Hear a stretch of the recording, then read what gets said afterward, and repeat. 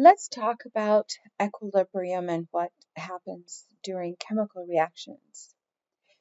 Up to now, we have treated every chemical reaction as if it goes to completion. So all my reactants completely react to give products. Well, that is not always the case. In fact, it's the case for a very small amount of chemical reactions. What truly happens during a chemical reaction is that we have a reversible process where we have a forward process, meaning that my reactants react to form products, but we also can have the reverse process occur where my product molecules now combine to give me back my initial reactant molecules. So it can proceed to the right. The reaction can proceed to the right to forming products, but then it can also continue to the left, kind of making a circle. When we start with just reactants, we will obviously, since we only have reactants, these are going to react together and will proceed to forming products. The reactant concentrations are going to decrease and the product concentrations will increase. But once the concentrations of both reactants and products reach a certain point, they're going to stop changing. They're not going to continue to change anymore because the rates are going to continue. So the forward rate, how fast that reaction is occurring, is equal to the reverse rate. So the rate of the products breaking down to forming reactants again. And we will have a mixture of both reactants and products in my vessel. This basically a system in which the forward and the reverse processes are occurring at the same rate, so the same speed. We call that system at equilibrium. Okay, and it is a dynamic equilibrium, not static, meaning it doesn't stay the same because we're constantly circulating reactants and products. We are forming products, and those products are breaking down to form reactants continually. So it is a dynamic equilibrium, but the concentrations themselves of the reactants and products are not changing anymore. Let's take a look at an example here. So if I have N2O4 gas, it breaks down to form NO2 gas. And this is kind of a nice example because N2O4 is colorless, whereas NO2 is actually kind of brownish, yellowish in color. So it is easy to visualize what is happening during this reaction. So at the beginning, we have only N2O4. So the concentration, right? We're monitoring the concentration of my reactants and my products over time here as the reaction proceeds. So what happens at the beginning is I start out with a very high amount of N2O4, right? A certain amount, whatever I put in the vessel, that is my initial concentration of N2O4. And my concentration of NO2 is 0 because I haven't started the reaction yet, right? But once the reaction starts to occur, some of N2O4 molecules are going to break down to form NO2. And the concentration of N2O4 starts to decrease, whereas the concentration of NO2 starts to increase because now I'm making some reactant and I'm breaking down I'm making some product and I'm breaking down my reactant. So you can monitor that by the color of the NO2 that is being formed. And it's very pale at first because I still have more N2O4 than I do NO2.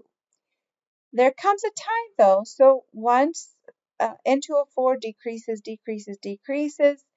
and then it doesn't change anymore. And NO2 increases, and then the concentration doesn't change anymore. when we see these flat lines of both reactants and products, so right about here, we say that this reaction has reached equilibrium. I am not making any more product and I am not breaking down any more reactant. See, the concentrations are not changing any longer of either one of those. Why is that? Because the rate of the N2O4 breaking down to form NO2 is the same as the rate of NO2 molecules combining to give me back my N2O4. And so I have a circulation of N2O4 and NO2 molecules, but their concentration still stays the same. It's the same idea as if I am watching people go into a store at Black Friday, let's say. Well, they're clamoring at the doors before the doors open. Once the doors open, they just rush in, and that is my initial concentration of my reactant, right? I only have reactant because people are just going in. Nobody's coming out. They're just going in. But eventually, a few of them start to go out, so the concentration starts to drop. And then new people, right? So once it reaches a certain number of people, right? Some go out and then some new people come in. So then if the number of people that go outside the store is the same as the number of people that go in the store, the number of people inside the store is not changing anymore. So it's in equilibrium. Very similar to what's happening here in the reaction vessel.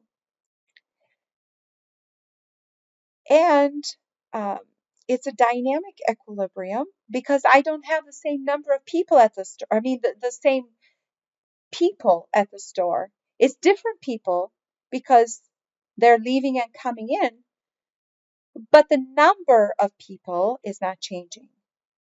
Similar here, right? The number of molecules of the reactants and products is not changing anymore, but they're not the same molecules because they're constantly being recycled. This is the equilibrium concept. So there we reach a point in any chemical reaction where the rate of making products is the same as the rate of breaking down the products to make reactants. Now, how do we write equilibrium constants? We write equilibrium constants by taking the product of the concentrations of my products, right? There's too many products in the name, but my products, the concentration of my products multiply together and raised to their coefficient, raised to that power, and it's divided by the concentration of my reactants multiplied together, raised to the power of the coefficient that's in front of them. So for this reaction that we just looked at, it's P over R, so products over reactants, P on top, R at the bottom. P comes before R in the alphabet, if you want to remember it that way. But the concentration of NO2, so we denote that with a square bracket, raised to the power of 2 because that is the coefficient in front of NO2 in this balanced chemical reaction. So raised to the power of 2. I don't have any more products. If I did, I would have multiply here the concentration of my next product raised to the power of the coefficient that it's in front of it. But for this reaction, I don't have any more. So then I write the fraction, right?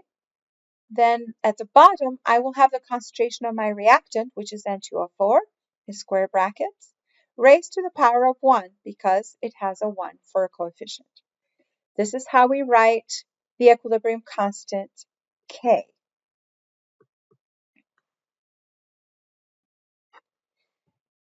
Let's practice a little bit. So write equilibrium expressions for the following reactions. So here are these reactions, and these are balanced, but the first thing you need to do is determine whether they're balanced or not.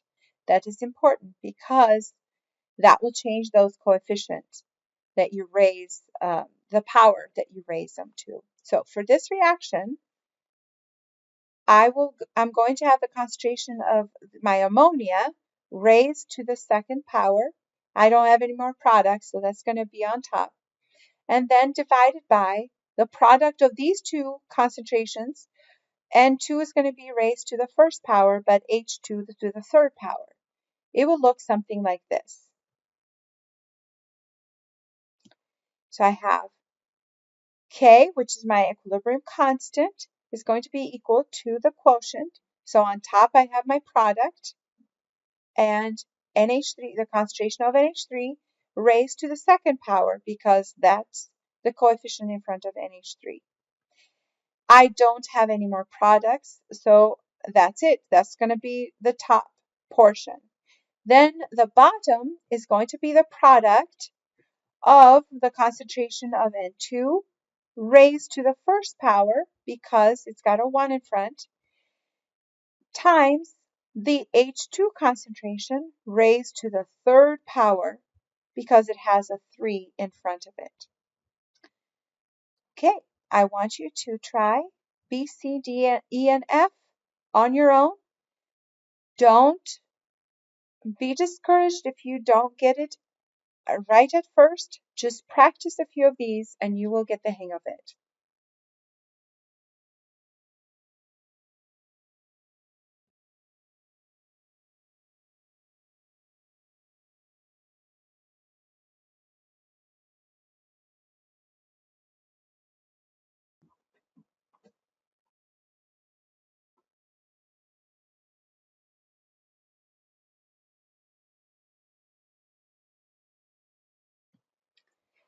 Here's another example problem. If we have carbonyl chloride, also phosgene was a poisonous gas that was used during World War I, horrific results. But it's produced in this reaction here, carbon monoxide with chlorine gas to give you phosgene. In an experiment conducted at this particular temperature, the equilibrium concentrations involved in this reaction were these. So the concentration of CO, 1.2 times 10 to the minus 2 molar, the concentration of Cl2, 0.054 molar, and the concentration of COCl2, 0.14 molar. Write the equilibrium expression first, and then determine the value of the equilibrium constant for this reaction at 74 degrees. The equilibrium expression is going to be dependent on whether this is a balanced reaction or not. So I have one carbon, one oxygen, two chlorines and two chlorines, so it is balanced. Then products over reactants. COCl2 concentration raised to the first power divided by the concentration of CO raised to the first power times concentration of Cl2 raised to the first power. It will look something like this. Concentration of COCl2 raised to the first power divided by the concentration of CO raised to the first power times concentration of Cl2 raised to the first power. All of these are to the first power because they're a 1-to-1-to-1 ratio. So that is the equilibrium constant expression. Now let's add on and determine the value of the constant at 74 degrees using these concentrations, these values here. So all I have to do is plug in the values. So for COCl2, 0.14, and then for CO, 1.2 times 10 to the minus 2, and then 0.054 for Cl2. So here's part B. The values are given here. And this, I use the equilibrium constant expression that we wrote down in part A. And then I plug in these values, 0.14 divided by 1.2 times 10 to the minus 2 and 0.054. Now, if you decide to do these in one step in your calculator, you will have to do 0.14 divided by 0.2 times 10 to the minus 2 divided by 0.054. Because even though these two are multiplied together, 0.14 is divided by both of these. If you don't do that, you will not get the correct answer.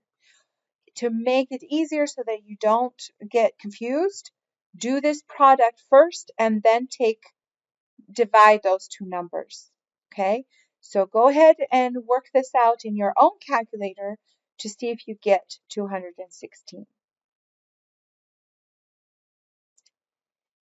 Lastly, we are going to talk about the magnitude of the equilibrium constants.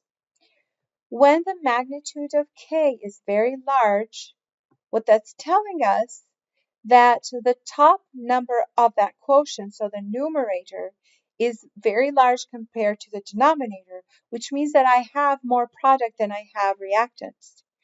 The reaction will then go essentially to completion, and what I have at the equilibrium mixture is mostly products, very little reactants remaining. The opposite is true when I have a very small K. That means that I am bottom heavy. So in that quotient, I am going to have a small numerator and a very large denominator. Well, what goes in the denominator? That is the concentration of my reactants. That means that at equilibrium, I'm going to have a whole lot more reactants than I do products. And therefore, the K is going to be very small.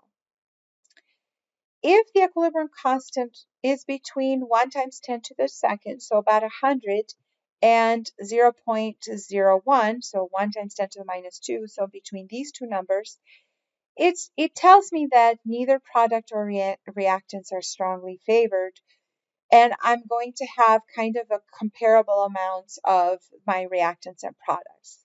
Okay, so for a value of K that falls between these two, I'm going to have similar amounts of reactants and products, about equal or so. Whereas if I have very large K, I'm going to have mostly products. Very small K, I'm going to have mostly reactants.